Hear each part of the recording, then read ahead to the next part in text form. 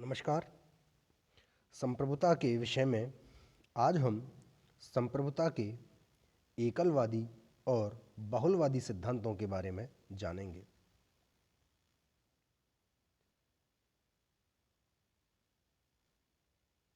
सबसे पहले बात करते हैं एकलवादी संप्रभुता सिद्धांत की। एकलवादी संप्रभुता सिद्धांत ऑस्टिन के विचारों से प्रेरित है और इसके अनुसार प्रत्येक संप्रभु राज्य में एकमात्र राज्य सत्ता ही प्रधान होती है। प्रभुसत्ता के कारण ही राज्य अन्य समुदायों से श्रेष्ठ होने का दावा करता है। हीगल जैसे सर्वाधिकारी विचारक इसी प्रकार के राज्य के समर्थक हैं और वे संप्रभुता के एकलवादी सिद्धांत की बात करते हैं। इसके अनुसार राज्य की शक्ति असीमित और निरंकुश होती है तथा इस पर अन्य किसी भी प्रकार का कोई प्रतिबंध नहीं होता। इस प्रकार देखा जाए तो एक तत्ववादी संप्रभुता सिद्धांत एकमात्र राज्य में ही संप्रभुता को निहित करता है तथा राज्य को सर्वोच्च शक्ति के रूप में स्थापित करता है। अब समझते हैं बहुलवादी संप्रभुता सिद्धांत को।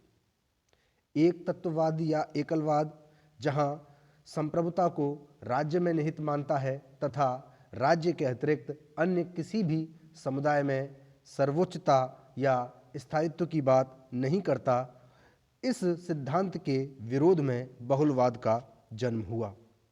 बहुलवाद का अभिप्राय है कि एक प्रभुत्व संपन्न अथवा सर्वोच्च सत्ताधारी राज्य के स्थान पर अपने क्षेत्र में स्वतंत्र और राज्य के समकक्ष अनेक समुदाय होते हैं अथवा होने चाहिए।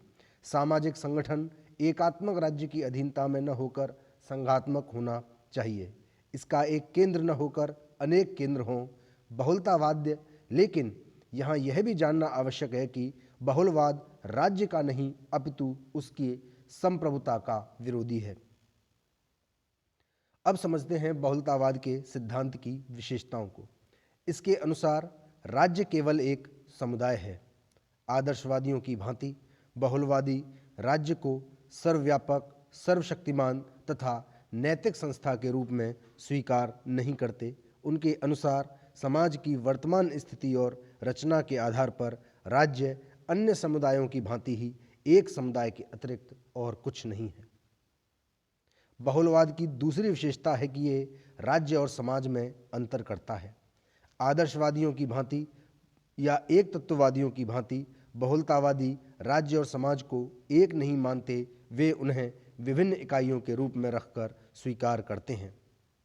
बहुलतावादी नियंत्रित राज्य सत्ता में विश्वास करते हैं। बहुलतावाद असीमित प्रभुता के सिद्धांत के विरुद्ध एक प्रतिक्रिया है। यह असीमित प्रभुसत्ता का खंडन करता है और आंतरिक व बाह्य दोनों ही क्षेत्रों में संप्रभुता को सीमित करता है। बहुलतावाद के सिद्धांत। बहुलतावाद के अनुसार कानून राज्य से स्वतंत्र और उच्च है। बहुलतावादी संप्रभुता के परंपरागत प्रतिपादकों के विपरीत कानून को राज्य से स्वतंत्र और उच्च मानते हैं। विधि राज्य को सीमित करती है और राज्य विधि को सीमित नहीं करता। बहुलतावादी विकेंद्रीकरण में भी विश्वास करते हैं। एक तत्ववादी या आदर्शवादी दर्शन की भांति बहुलतावादी दर्शन भी केंद्रित राज्य में विश्वास नहीं करता, वरन वह विकेंद्रीकरण को ही राज्य की वास्तविक उपयोगिता का आधार मानता है। बहुलतावाद के अनुसार स्थानीय शासन केंद्रीकरण की पद्धति से नहीं किया जा सकता है। बहुलतावाद राज्य के अस्तित्व का विरोधी नहीं है। जैसा कि हमने पूर्व में बताया, बहुलतावाद राज्य का नहीं अपितु उसकी संप्रभुता का विरोधी है।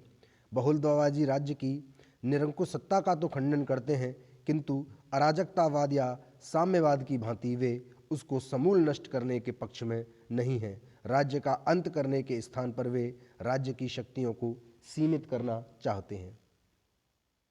बहुलतावाद एक जनतंत्रात्मक विचारधारा है।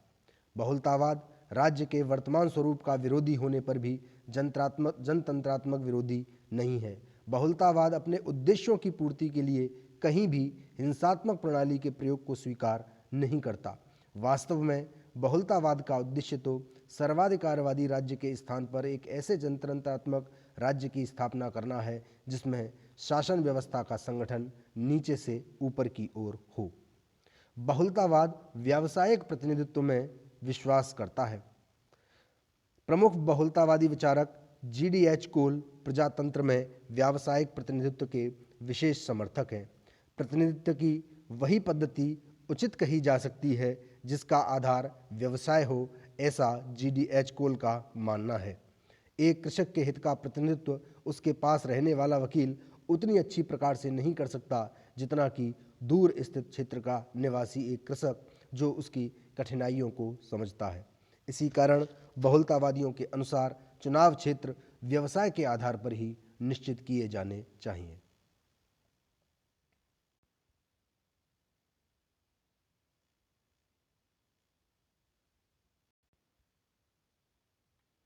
बहुलतावाद की आलोचना भी अनेक आधारों पर की जाती है, जिनमें प्रमुख है कि बहुलतावाद का तार्किक निष्कर्ष अराजकतावाद है। बहुलतावाद पर यह आरोप लगाया जाता है कि यह अराजकतावाद को बढ़ावा देता है। बहुलतावाद के विरुद्ध आलोचना का सबसे प्रमुख आधार यह है कि बहुलवादी विचारधारा को स्वीकार करने का स्वाभाविक परिणाम अराजकता की स्थिति होगी। यदि प्रत्येक समुदाय को राज्य के समान मान लिया जाए तो उसे संप्रभुता का आनुपातिक अधिकार भी समर्पित कर दिया जाए तो समाज में कानून विहीन स्थिति उत्पन्न हो जाएगी। बहुलवाद की दूसरी आलोचना यह है कि इसे भ्रामक धारणाओं पर आधारित कर व्याख्या की गई है। बहुलवाद कुछ मिथ्या धारणाओं पर आधारित है। यह समझना गलत है कि प्रत्येक समुदाय का कार्यक्षेत्र एक दूसरे से पृथक होता है और मानवीय कार्यों को ऐसे विभागों में विभक्त किया जा सकता है जिनका कि दूसरों के साथ कोई संबंध न हो। समाज के वर्तमान संगठन में विभिन्न हित और आस्थाओं का पारस्परिक संघर्ष नितांत आवश्यक है। ऐसी स्थिति में यदि समाज में कोई अंतिम वैधानिक सत्ता न हो तो विभिन्न समुदायों के पारस्परिक संघर्ष के कारण एक अस्वस्थ वातावरण उत्पन्न हो जाएगा जिसमें मानवीय प्रगति लगभग असंभव हो जाएगी। बहुलवाद की अगली आलोचना यह है कि सभी समुदाय समान स्तर के नहीं हैं। बहुलवाद समाज के सभी समुदायों को समान स्तर का समझ लेता है, जबकि प्रत्येक समुदाय को राज्य के समान मान लेना बहुलवादियों की एक विशिष्ट भूल है। वास्तव में राज्य के अपने विशेष कार्यों के कारण उसकी स्थिति अन्य सभी समुदायों से भिन्न और विशेष होती है। बहुलवाद अंतर्विरोधों से भरा है। बहुलवाद के विरुद्ध एक गंभीर आलोचना यह है कि यह अंतर्विरोधों से परिपूर्ण है। बहुलवाद सैद्धांतिक रूप से तो राज्य की शक्तियों को कम करके उसे अन्य समुदायों के साथ समता प्रदान करते हैं, किंतु जब वे व्यवहार पर आते हैं तो यह स्वीकार करते हैं कि किसी एक संस्था को संप्रभु बनाए बिना राजनीतिक समाज की कल्पना नहीं की जा सकती है। बहुलवाद की एक आलोचना यह है कि राज्य संघों का संघ नहीं हो सकता है। राज्य और अन्य समुदायों की स्थिति में आधारभूत अंतर है, जबकि अन्य समुदायों का संबंध उसके सर्वमान्य या व्यापक हितों के साथ होता है। इसी कारण राज्य के अतिरिक्त अन्य कोई समुदाय मनुष्य के पूर्ण व्यक्तित्व का प्रतीक होने का दावा नहीं कर सकता। बहुलवादी विचारक मिस फॉलेट के अनुसार भी राज्य का निर्माण समुदायों से नहीं हो सकता। बहुलवाद देशभक्ति विरोधी है। प्रभुसत्ता तथा राज्य के महत्व को कम करने व अपनी विचारधारा में अंतर्राष्ट्रीयता होने के कारण बहुलवाद नागरिकों की देशभक्ति की भावना का विरोध करता है, जिसे उचित और व्यवहारिक नहीं कहा जा सकता। राज्य की सत्ता के विरुद्ध चाहे कुछ भी क्यों न कहा जाए और चाहे अंतर्राष्ट्रीय विचारों का कितना महत्व माना जाए, इस बात से इनकार नहीं किया जा सकता कि वर्तमान समय के राज्यों में देशभक्ति का अपना स्थान और महत्व है। अंतर्राष्ट्रीयता के आधार पर प्रभुसत्ता का विरोध उचित नहीं है और बहुलवाद यह गलती करता है, अतः इस आधार पर भी बहुलवाद की आलोचना की जाती है। राज्य को अंतर्राष्ट्रीय आचार विचार और कानूनों का आदर करना चाहिए, लेकिन वैधानिक दृष्टि से राज्य इन सीमाओं का पालन करने के लिए बाध्य नहीं है।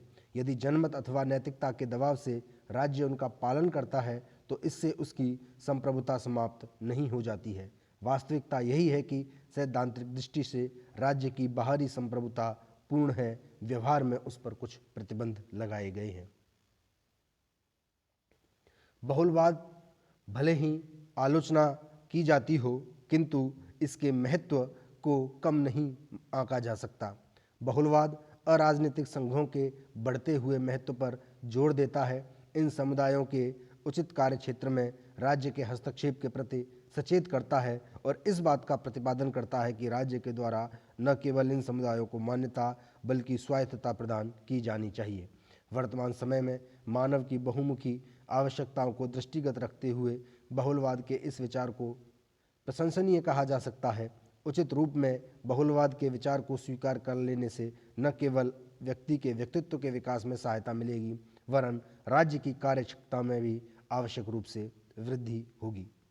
बहुलवाद के मूल्यांकन करने के लिए, चूंकि हमने बहुलवाद की सिद्धांत और बहुलवाद की आलोचना को समझा है, तो गैटेल का यह कथन बहुलवाद की प्रशंसा में लिखा गया है कि बहुलवाद कठोर और सैद्धांतिक कानूनवाद तथा ऑस्टिन के संप्रभुता सिद्धांत के विरुद्ध एक सामयिक और स्वागत योग्य प्रतिक्रिया है। इसी प्रकार बहुलवाद के विरुद्ध गार्नर कहता है, इससे राज्य की शक्ति समाप्त हो जाएगी और वह भली प्रकार से शांति व सुरक्षा का प्रबंध न कर सकेगा। इस प्रकार आज हमने संप्रभुता के एक तत्ववादी और बहुलवादी सिद्धांत के बारे में जाना। धन्यवाद।